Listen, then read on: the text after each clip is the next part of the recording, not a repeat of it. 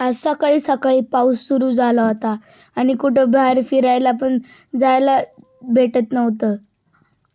पण आता पाऊस गेल्यानंतर आम्ही गेलो मार्केटला भाजीपाला आणायला. तर मार्केटला आल्यानंतर बघितलं तर इतकी गर्दी होती की गाडी लावायला पण जागा नव्हती. आम्हाला कुठेतरी जागा भेटली. आम्ही गाडी पार्क करून आम्ही निघालो मार्केटला आणि कोथिंबीरची गड्डी बघितलं तर 50 रुपयाला किलो होती. आणि आम्ही कणसं घ्यायला गेलो.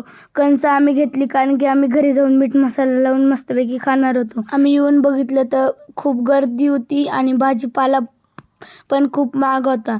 मग आम्ही बटाटे घेतले. बटाटे पण लय महाग झाले होते. आम्ही टमाटे घेतले, मोसंबी घेतली.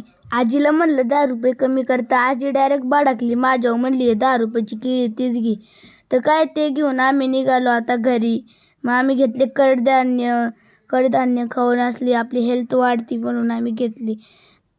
आम्ही कडधान्य पण घेतलं, स्वस्त होतं आणि भाजी पण घेतली. तर आम्ही मार्केट असंच फिरत राहिलो, भाजीपाला घेत राहिलो. मग सगळा भाजीपाला डिक्कीत टावला. काय असो, छोटा असो का मोठा असो, मम्मीला काही ना काही घ्यायचंच असतं. 10 रुपयाची वस्तू घ्यायला गेली तर 90 रुपये तिथंच घालवलं.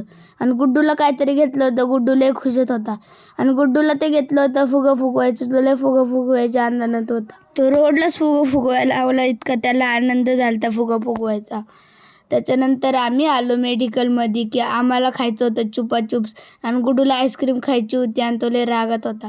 मला आईस्क्रीमच घ्यायची ते. आणि मग ते झालं, संपलं. बाय.